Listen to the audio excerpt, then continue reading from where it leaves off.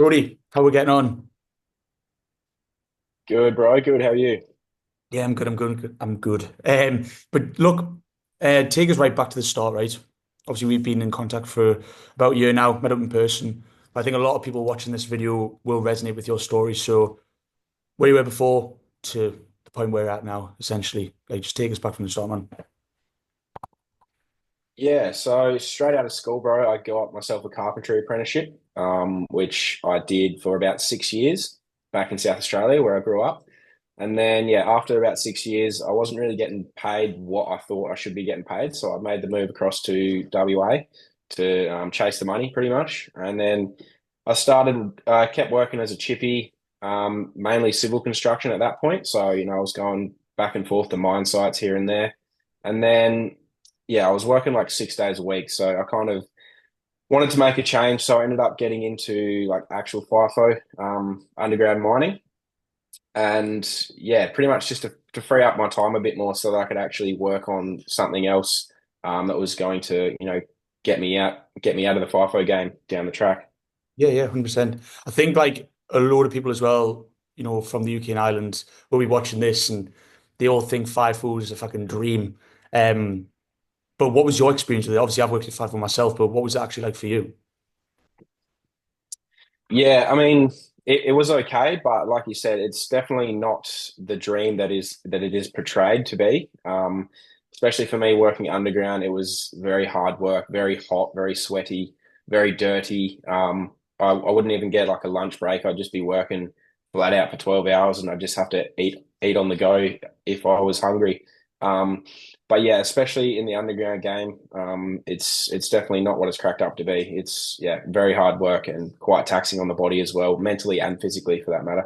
Yeah, 100%. So you're doing like civil construction back in the city, and then you say you're doing like shutdowns and then underground mining. Is that right?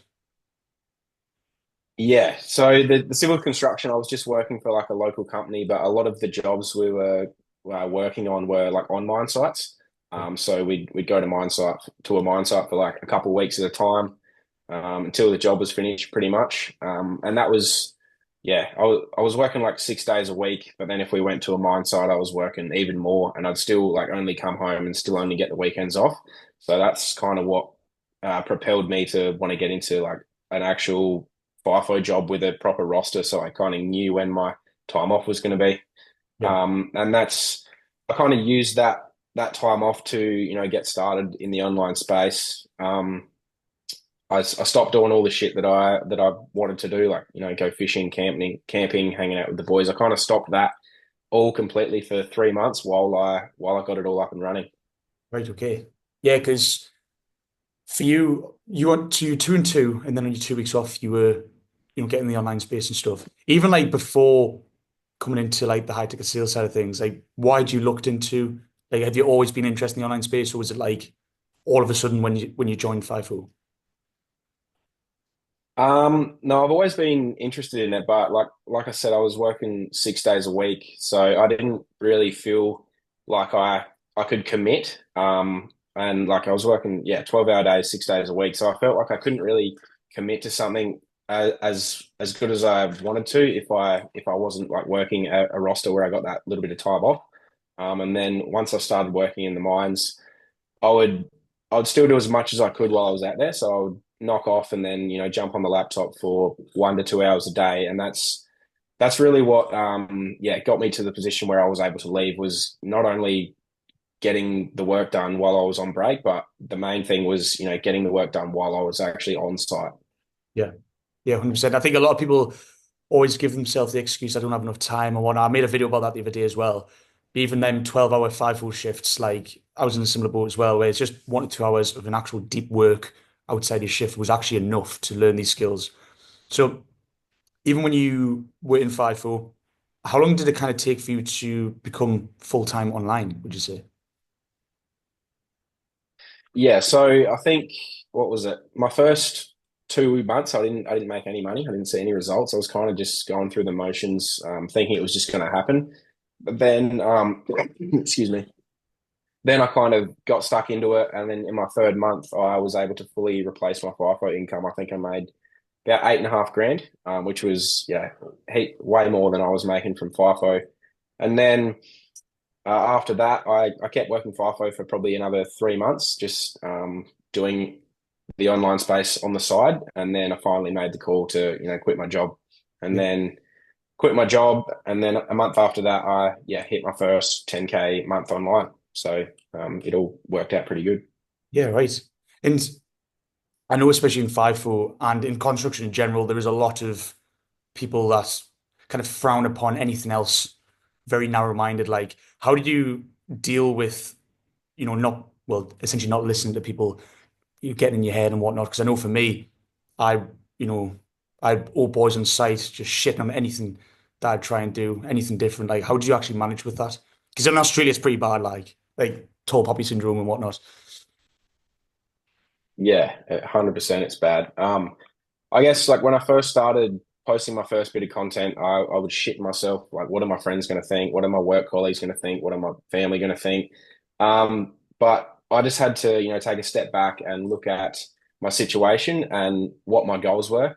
And I just come to the conclusion that I was going to have to get over that fear of what people are going to think if I wanted to get to these goals. And then, I just had to do what I had to do to get it done. I mean, I didn't really get cop too much shit, but like my friends did make a few comments that kind of made me feel not the best. But at the end of the day, I just had to look at the guys I was working with and my friends that were talking shit. None of them were in the position that I wanted to be in, so it didn't make sense to listen to anything that they were saying. If that makes sense. Yeah, no, 100%. I think most people would get it in their head though, and they're just like, but like you're saying, you've got to see where it's actually coming from. Do they have a life they want? No, right? So for you going forward from now, obviously you replace your income while you're working full time as well, which is a pretty big thing. I think a lot of people think they have to quit straight away or whatnot.